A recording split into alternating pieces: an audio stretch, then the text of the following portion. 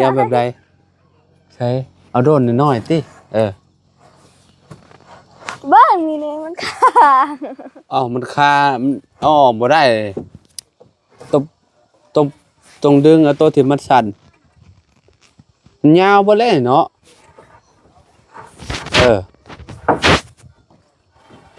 อืมตัวนั้นน้อยๆพื้นเพิ่นเอาไว้แบบนี้เลย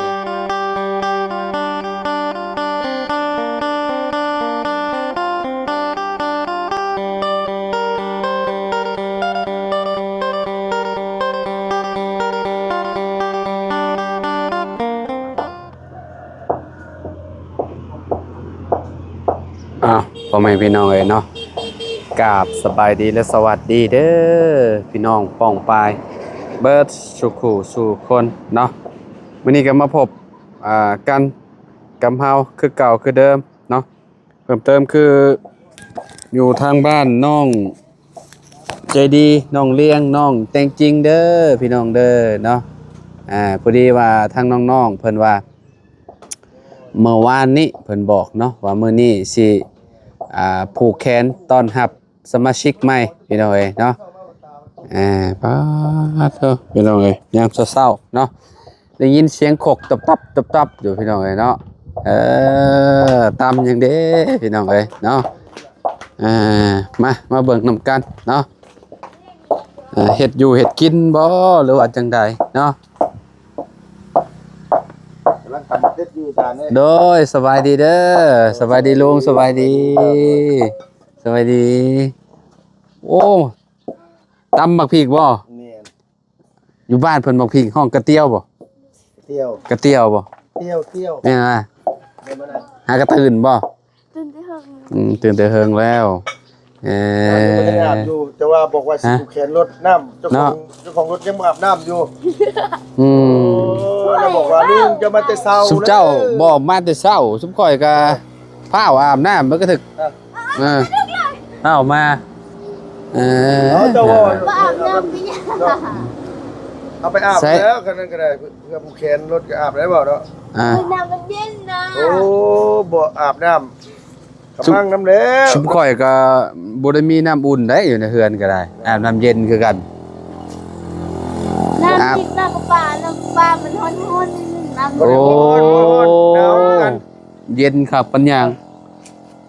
โอ้ยน้ำปลาฮ้อนเด้อเย็นค่ะคือยังนี่เด้อลุงก็สิผูกแขนรถได้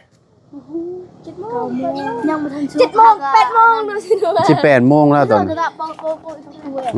ฮักก็อันนั้น9 โมงคนใกล้เมื่อกี้นี่ฮักกันแล้วเลิกในเท่าประมาณ10 โมงวันอะไรมาอ๋อหมายความเพิ่นยังบ่ทันต้มไก่ซะอาจารย์เอ้ยยังวุ่นนะจ๊ะ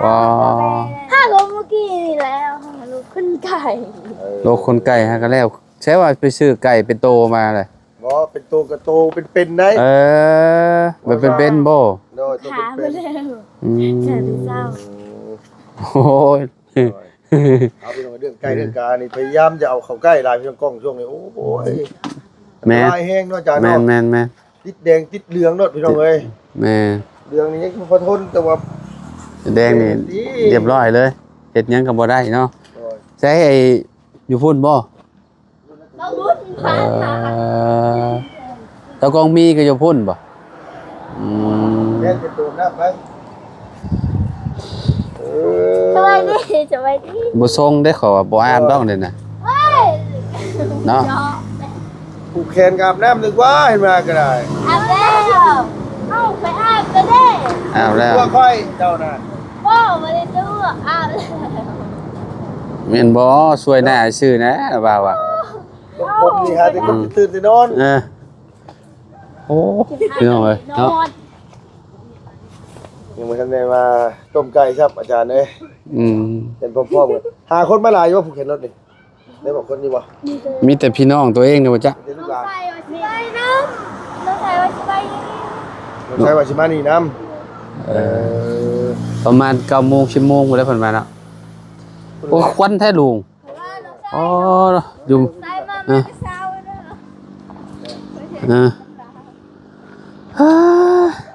ใช้รถยังบ่ได้ออกมาแต่คอกอยู่รถเนาะ ใช่รถอะไร เอาไว้ ไม่ลำดับใจ ว่าจะพุ่นบ่ ไม่ลำดับใจหลับ ใจรถไปเอาแม่ไปเอาแม่ อืม ไป ไม่ทราบ พ่อเด้จริงๆไปเบียกอยู่เลยอยู่เพื่อนนั่นแหละเนาะ เดี๋ยวนะครับขออนุญาตตัวนี้จะได้อาจารย์นะ โดย เดี๋ยวไปเพิ่งเพื่อนกันเดี๋ยวจริงๆก็ต้องกลับมา อืมไปตื่นแต่เช้าบ่อืม ตื่นตีหก ตื่นแต่6 โมงพุ่นพี่น้องเอ้ยเนาะเพราะว่ามื้อนี้ก็สิผูกแขนรถเพิ่นเนาะเฮ็ดแบบได้กิน อู้หู ไก่ต้มบ่ โดย ต้มเอาเนาะรถอยู่ฝั่งนั่นบ่น้องเดีย โดย เอาไว้อยู่เพื่อนไป ล่างก่อนบ่ ฮะ ปุ๊กแคนนะล่างก่อน บ่ล่างหยัง ล่างก่อนล่าง โอ้ย เอ้า สิล่างเฮ็ดหยัง แล้วเปล่าอ่ะล่างก่อนเลยบ่ โอ้ยความหมายเราว่าล่างก็คือผูกแขนนั่นแหละ อ้าวไม่สิโหเนาะ ความหมายน้องเพิ่นว่าว่าล่างนี่เอามาล่างก่อนบ่ล่างน้ำล่างหยังก่อนบ่พี่น้องเนาะ ล่างรถก่อนเข็ม อื ไป ม ล่าง มีแต่เอามาจอดไว้อยู่พุ่นนั่นแหละอยู่อันนั้นอยู่เฮือนประตูเอาไว้อยู่คอกบ่มีบ่อ๋อ มือนั่นน่ะว่าอยู่ห้องงานนั่นน่ะซาบ่มีไปบ่มีไปส่งเจอแล้วป้าอยู่นี่ บ้านในตู้เด้อโดยเมียนอยู่นี่เนาะ การคนสิลัก โดยอ่า ไอ้โอ้ย เป็นเอารถเปิดออกมาก่อนพี่น้อยเนาะพี่น้อยเนาะสิไปพู้นแหละมัดแขนอยู่เฮือนประตูเพิ่นพุ่นเนาะเบิ่งสิลองขับเอาถือให้แน่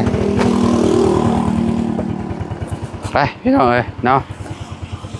อาจจะดีขึ้น อย่า ฮะ อย่าขึ้น เป็นยังคือบ่อยากขึ้น ย่างเอาก็ได้ไกลๆนี่ ฮะ ไกลๆนี่ย่างเอาก็ได้ ย่างเอาบ่ไปเถอะ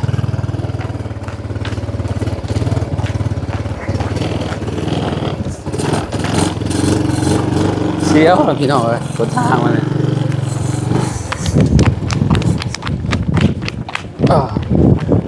มาเรียกเช่นกูจะเบียดนับเรียก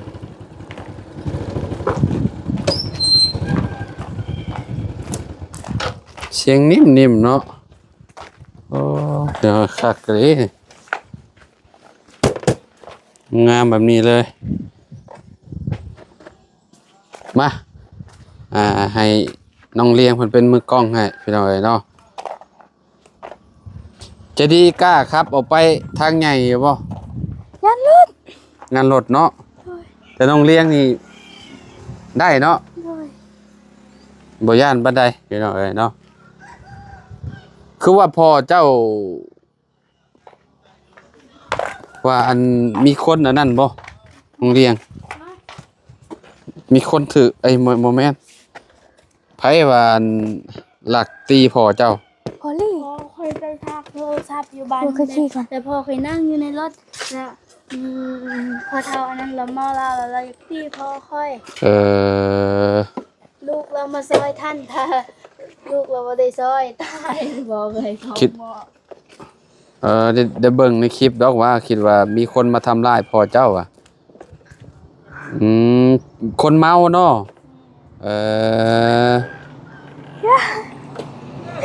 อ๋ออ้าว ใส่เลย ดีๆเด้อ เล็กต่ำเลย ไปเลยเนาะ โอ้ ออกเด้อ ไปแล้ว โดยดำเด้อ โอ้ ใช่ ไปแล้วพี่น้องเอ้ยผู้โค้งมาเลยเด้อสิไปล้างบ่อนนั่นน่ะโอ้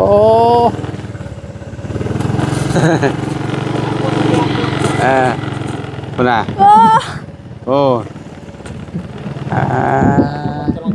สบายดีโดยไป เพิ่นว่าประมาณจักโมงบ่เพิ่น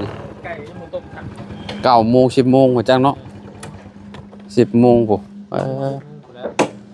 อย่าแล้วซะเนาะเราจะมาอีกรอบหนึงก็ได้ไก่ยังบ่ได้ต้ม สบายดี ไก่ยังเป็นโตอยู่เนาะโอ้บอกคอยแล้วว่าสิผูกตอน6 โมงใช่หรอแต่ว่าอันนี้มันเมื่อย 18 โมงแหละ เปิดไก่ชุกอะพวกว่า10 โมงแล้ว แน่นแหละ พอดีกินข้าวเที่ยงพอดี เนาะไปดิยังเท้าอยู่เลย คืนนี้นอนดึกบ่ใจดีนี่ 8 โมงนอน 8 โมงบ่ม แบกมันหมด กุญแจได้มาจากดอกนะใจดี ช่อง 2เนาะโอ้คักแล้วเก็บเมียนดอกหนึง ฮ่า ใช้ชาวกองมีต้มอยู่บ่ อะไร ต้ ก็ ม ซื้ ไก่ อ อยู่ ไก่ บ่ ให้เอาไผ่ ใช่ ให้ค่อยเอาพื้น เอาพื้นไปซะ ปุกไม้เอ้ย พื้นอยู่ใช่พื้นอยู่ใช่ ก็ไม่ เอาปุกไม้เอ้ย พื้นอยู่ใช่ ไล่ดับล่ะให้เอาพื้นยางโบ พื้นยางโบงนี่แหละโตอันนี้แหละนี่โตเก่านี่แหละนี่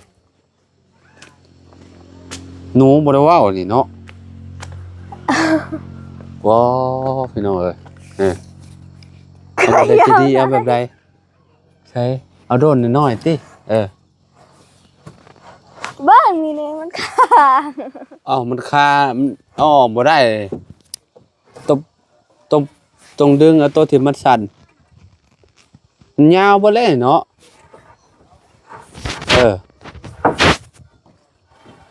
อืมตัวนั้นน้อยๆพื้นเพิ่นเอาไว้แบบนี้เลยพี่น้องเอ้ยเนาะคือแบบสิอยู่ในกล่องตารางเฮือนแบบนี้เลยหนูคันว่ามีหนูมีงูก็คือแบบเต็มที่นะอยู่ในนี้นะแม่นบ่จะดี เลย หนูหลายบ่หลายเนาะ โอ้ย หนูตัวน้อยๆนะดึงยากแฮงนี่เนาะมันติด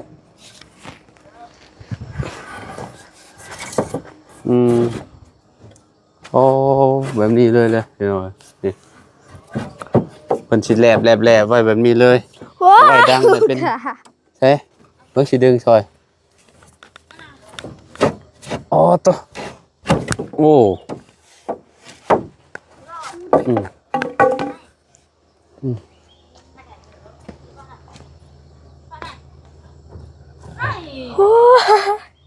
ใช่มันเบิ่งนี่นั่นแหละเบิ่งสิดึงซอยมา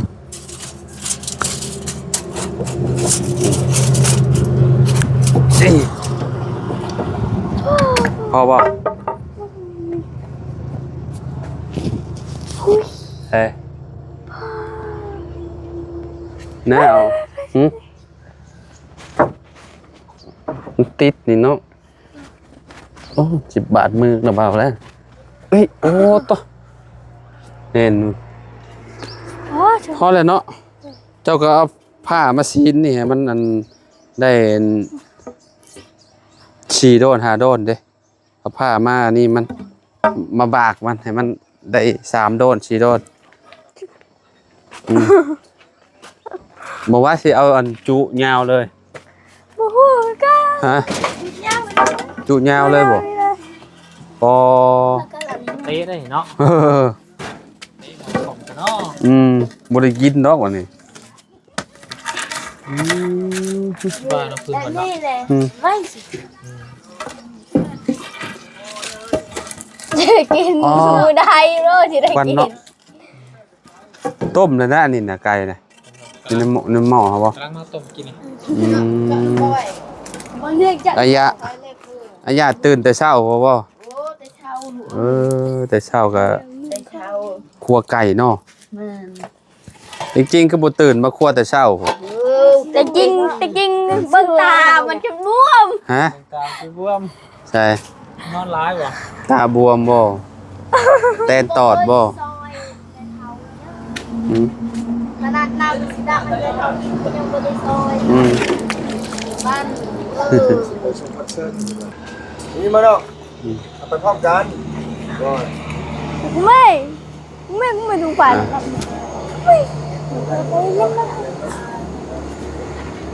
ขอไม้นี่น้อยนึงเนาะพี่น้องเอ้ยเนาะขอไม้ให้น้องๆเพิ่นต้มไก่ก่อนเนาะคือสิเปื่อยไว้อยู่ดอกเขาว่าเนาะได้เบิ่งก่อน ไก่หลาด ฮะ สุกได้ไกล ไก่สามสายพันธุ์นั่นนี่เนาะ ไปซื้อเบียด อืมโอ้ควันแท้นี่โตเข้ามาอยู่ในนี่เนาะเข้ามาอยู่ในนี่พี่ลึกลีนี่ มันบ่มีทางออก ไปรถผู้ไปขอบคุณไปแต่งจริงไปมาพี่เลยมาร ถสตาร์ทได้บ่รู้จักนะน่ะคือเราสิว่า อืม จักขึ้นมาเอาไปชมคือตัดเด้เด้ เกินไปเอา ลูกไปขี่ได้เด้ ฮะแม่น บ่ได้เด้ ปล่อยไปชินัวเดี๋ยวกูยิงเอาก็ได้ล่ะนี่น้ำมันไฟนะ อืม หมอไฟแล้ว มันบ่ได้ติดมันบ่ได้ เอามาคือหมด หมอไพ่รถนั่นสิแบบรถอันนี้น่ะสิทุกคันบ่จัก บ่นะเห็นว่าจะดิ คน อืม กี่สตาร์ทอะอยู่ที่ เมื่อกี้นี่ก็ขี่ได้เด้จักขึ้นมา เออ กี่แต่บ้างอ่ะ บ่ได้ติดอันนี้เด้ หมอไฟ สตาร์ทสตาร์ทอันเท่าดู ต้องอย่างนี้ลูก มันเปิดบ่ได้ บ่สตาร์ทเท่าเอาก่อน มันจะเกียร์ไว้บ่ บ่ได้เด้อ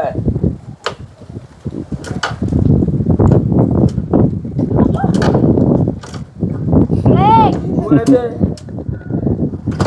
เออ ตะเปะตะมาไฟน่ะมันตัดตะมาไฟ ไปเป็นเท่แล้ว ยังสตาร์ทมันก่อน ตามไปก่อน ป้ามันก่อนให้มันสาดเด้ให้มันสาดไฟก่อน สากไฟก่อน อืม ตามไปก่อน รถก็เจ้าบ่ได้ขี่โดนเด้อ รถไว้ก่อนลูกอ่ะ ยันแม่นก่อน ยันเลยสตาร์ทอันนี้ไว้ เอาเด้ได้เลยอยากบอกเลขนะนี่นะใช้เลขนะฮะ เลข มุม โอ้มันว่าทะเบียนอยู่เฮือนคนนึงมาไม้อีกแล้ว ลุง โอ้ย อันเปะตะมาไฟน่ะ หมอไฟสากหมอไฟ แดนต้องสตาร์ท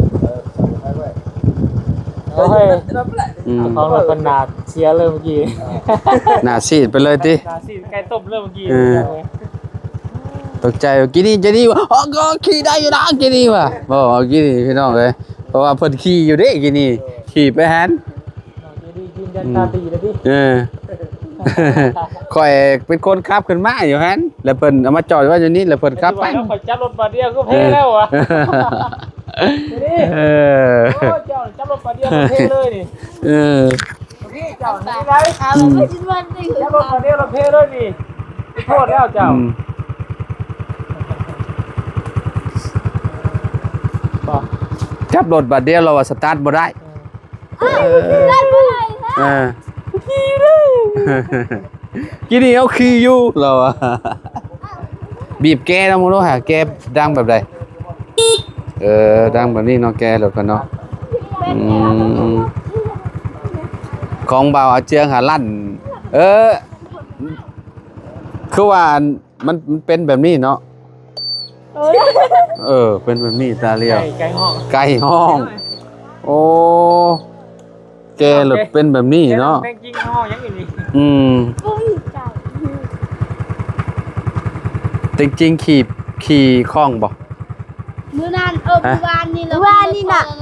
ไปเถอะ จะล่มบนรถยากคนทางเขาคือก็ตำมักม่วง ม่วงแล้วเมื่อจะ ค่อยๆได้ค่อยๆได้ ยากตอนทางเขามันไม่ได้ยากนะทองโพ ทางมันขลุกขลักบ่ บ่แม่นมันยากทางเขา นั่นมันดับไปอยู่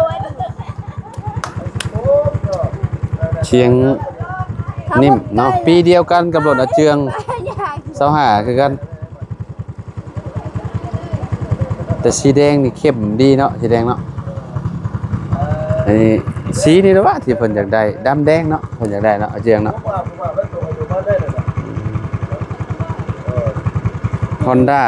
เสือใจได้ไปเปลี่ยนน้ำมันเครื่องแล้วบ่ล่ะโอ้ต้องเปลี่ยนเด้อแม่นต้องบ่ต้องเปลี่ยนได้รถมันรถมือสองช่ำแม่นสำคัญได้ลีดมันน่ะน้ำมันเครื่องมันน่ะ มันเครื่องสำคัญสุดเลย ก็คือแบบเลือดรถเลยแหละนั่นน่ะแต่ขาดเลือดไปในเรียบร้อยคือคนนี่แหละเอาปิดบ้านนี่ได้แล้วแหละเอา ตามตรงไปด้วยป่ะนี่ตามตรงไปด้วย ได้คือเก่าบ้านนี่เอา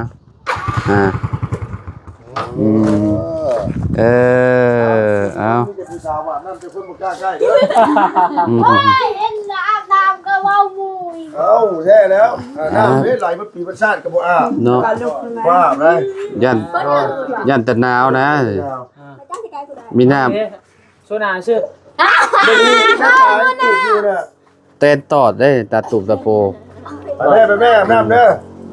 ผูกแขนผูกเพชรก้ายืนแขนนั่งกับมันแย่เลยเพชรก้าผูกแขนเจ้าเอาทุ่งถามเลยไปแม่อาบน้ำนะเป็นต้มไก่ชุบเนาะอาจารย์เนาะ แม่ บ่กล้าไปสำนา ไป มือไปส่งแห้งน้องป้อยปัญญาละหมื่น หน่อย ไปส่งแห้งเข้ามือ ไปส่งแฮงอีกคือ ไปส่ เก่าง ซ่อมบ่กล้า ไปส่งซ่องง่ายเท่เนาะส่งซ่องกันนะฐานนั่งกินลาบควาย อ๋อ ไปส่งแห้งโดดก้นเงินแต่เงินแตนเขาเก่งกับบางไม่กินซับ อันนี้ไปส่งซองเสียเงินพร้อมเนาะ คนลายคนลายเดียว ไปส่งสองคนลาย คนลาย่านคนบ่อยากอ้ายบ่ คนอันนี้คนหมดย่านนี่อย่างคน เนาะมีความเลยเพราะชุมเจ้าได้ไปส่งซองก็บ่เห็นกินข้าวใช่ไปส่งซองก็บ่เห็นกินข้าว อ้าวไปเล่นนี่นี่เนาะไว้สิกินเถอะ เออ เอาโอเคเอาแบบน้ำแบบไหนสบายดีเด้อ โดยสวัสดีเด้อสวัสดีเด้อพี่น้องเด้อโดยอ่ะ บอกให้มาบ้า ทุกคนมาอาบน้ำก็มาดิ ห้ามหน้าแบบในเนาะโอเคจะลำลาแล้วพ่อแม่พี่น้องเอ้ยเนาะอยู่ดีมีเฮงบ่สุขสุขคนเนาะเดี๋ยวให้น้องๆเพิ่นไปล้างหน้าล้างตาก่อนอันนี้ก็ยังบ่ได้ล้างหน้าล้างมาแล้วเนาะโอเคจ้ะเนาะ เศร้าบุญ หยอกพี่น้องเอ้ยเนาะโดยเอาอยู่ดีมีแฮงพี่น้องขอบคุณหลายๆไปสบายดีล่ะไปเนาะสบายดีเด้อพี่น้องเด้อเนาะเอาวันนี้มามัดแขนตอนรับสมาชิกใหม่รถชุมน้องๆเพิ่นพี่น้องเอ้ยเนาะก็ยังบ่ได้มัดดอกเพราะว่าไก่เพิ่นยังต้มยังบ่อันนั้นพี่น้องเอ้ยเนาะยังบ่สุกว่าซั่นเนาะเอาขอบคุณหลายๆเด้อพี่น้องเด้อเนาะสบายดีพบกันใหม่เด้อ